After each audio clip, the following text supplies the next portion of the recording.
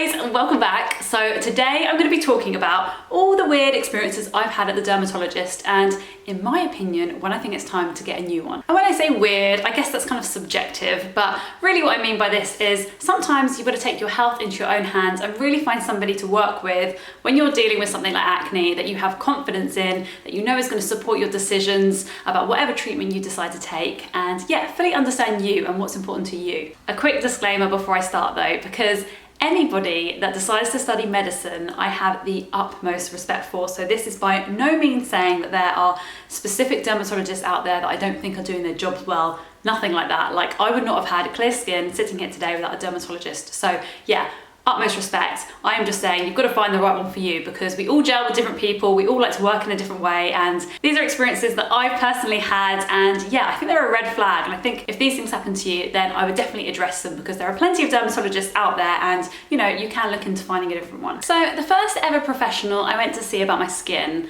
straight up told me within the first 5 minutes that there was no cure for acne.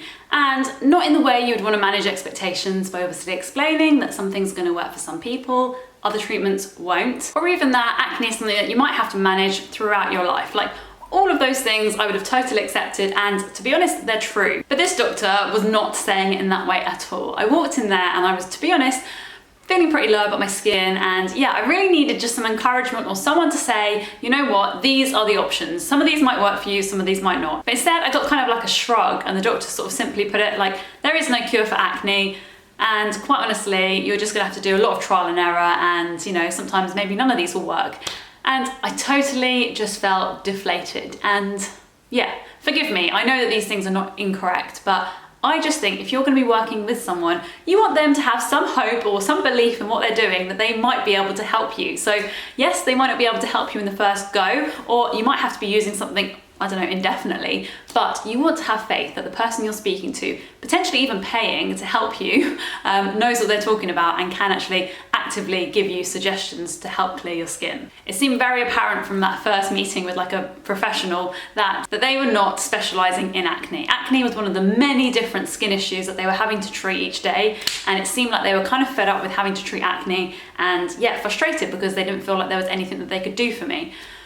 So yeah, if you also find somebody that just feels a bit negative about a situation, that you don't feel like you can have hope in because they don't even have hope in themselves actually being able to treat you, then I think that's a big red flag, and move on to find somebody else. The second one that I want to talk about is actually one that happened most recently, and it's the last dermatologist appointment I had, and this was over a year ago when I first got prescribed TRETINOIN, and this is a dermatologist who had originally prescribed me ACCUTANE. So I felt like, you know, she knew what she was talking about, and this is somebody I trusted, you know, with my body, with my skin, in fact, for 6 months. So when I went back to her and obviously explained that, you know, I wanted to do a little bit more for the texture of my skin and to prevent some breakouts, she prescribed me TRETINOIN.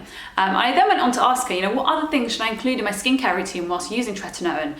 For example, I'd read that SPF is even more important while you're using this, simply because you're turning over your skin much faster and you're just going to be more susceptible to sun damage.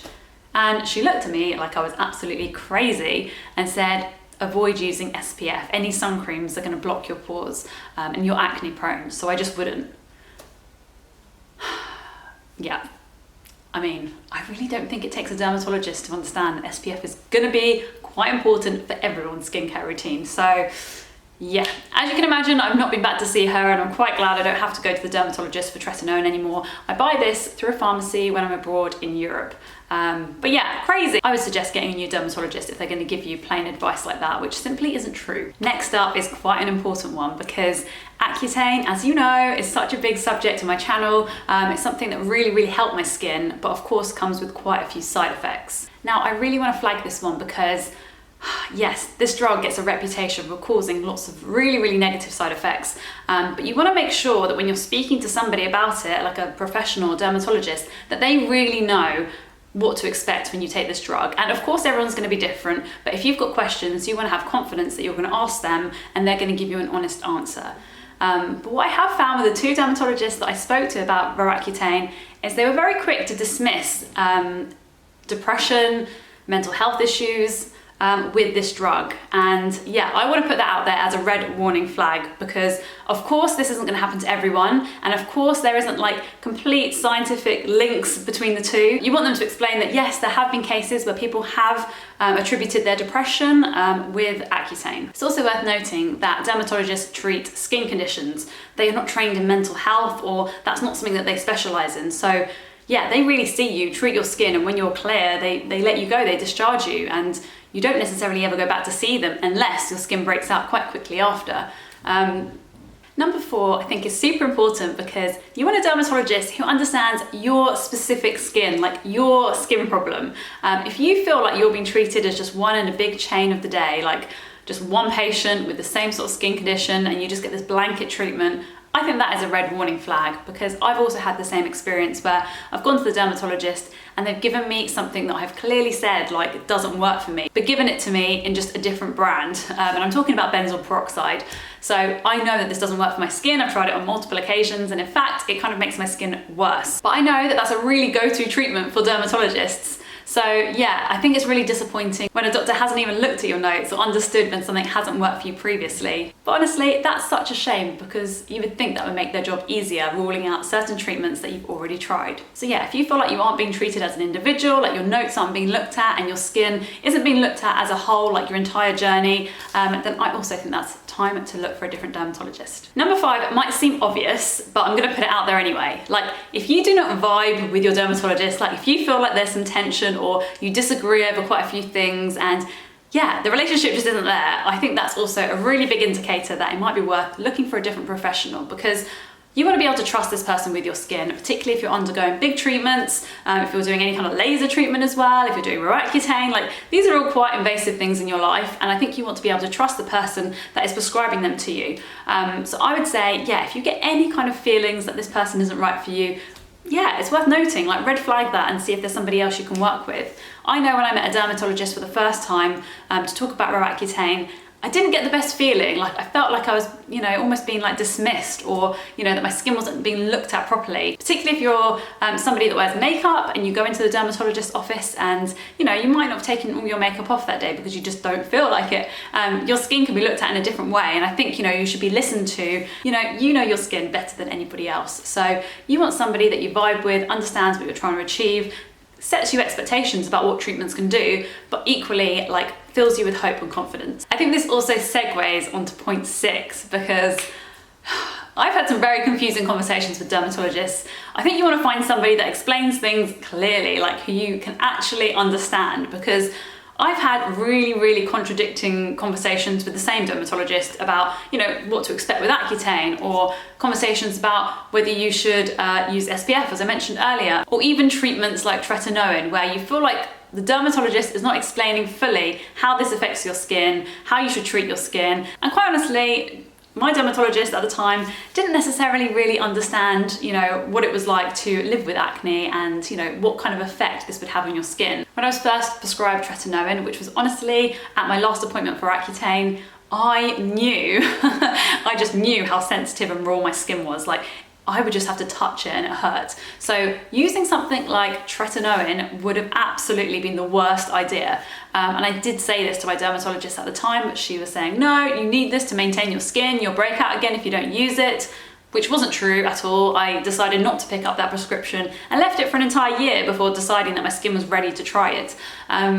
So yeah, I think the point here is you know your skin better than anybody else. You need a professional to work with you to treat your skin, but don't let somebody tell you about your skin if you know deep down like what it can handle. I, for one, know that even applying moisturizer made my skin red and sometimes hurt. So yes, know your limits, know your skin, and yeah, work with someone who really wants the best for you. Another huge red flag for me is when a dermatologist tells me that there is absolutely no correlation between lifestyle and your skin, or lifestyle in any situation to do with your health, quite frankly. I think that's just really naive, and yeah, it's not true. I'm not saying for everybody that what you eat or how you live your life or how stressed you are affects your skin, but it certainly isn't something to rule out. And the only way that I've really got around to understanding my body and my skin, and not just trusting what one individual dermatologist says, because quite frankly, there are a lot of trained dermatologists who all have a different opinion about this. You need to work out what's best for you.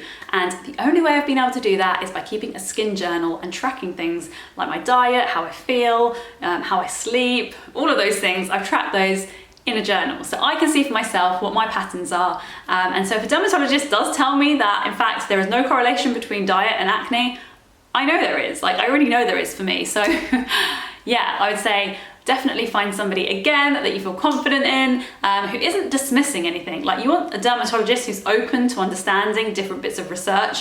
Yeah, you don't want someone who's just going to rule it out, because quite frankly, you're just going to reach dead ends all the time if they're only going with one plan of action, whether that be Accutane, benzoyl peroxide. Yeah, you want a holistic approach. The last one isn't particularly common in the UK, but I think it's worth noting anyway, in case you do see a private dermatologist, or globally you have to use private healthcare. If a dermatologist is affiliated with a specific skincare brand, I think that is a massive red flag. Like, anybody that is paid to promote something has obviously got that best interest at heart, or even believes that that is the best product, when that isn't necessarily the best product for everybody. So find a dermatologist who's looking just at active ingredients, things to prescribe, as opposed to specific skincare brands, because yeah, that's no good to everybody. I'd love to know your experience with your dermatologist, whether they're positive, negative, or somewhere in between. For me, I've had mostly a positive experience visiting a dermatologist. Like I said, I've got my dermatologist to thank for my clear skin in so many ways, from Accutane to using TRETINOIN. So yeah, really, really grateful for that. But of course, there's been a few bumps along the way. So yeah, I'm glad I got to share this with you today. I've also put together an entire video talking about how I actually got prescribed Accutane, because I do get that question sometimes over on Instagram or even on here. So yeah, click on the box below if you're interested to see how I actually got prescribed that, in case you're thinking about going on Accutane yourself. I've in fact got an entire series talking about that too. So yeah, click on the box below and I will see you over there. Bye guys.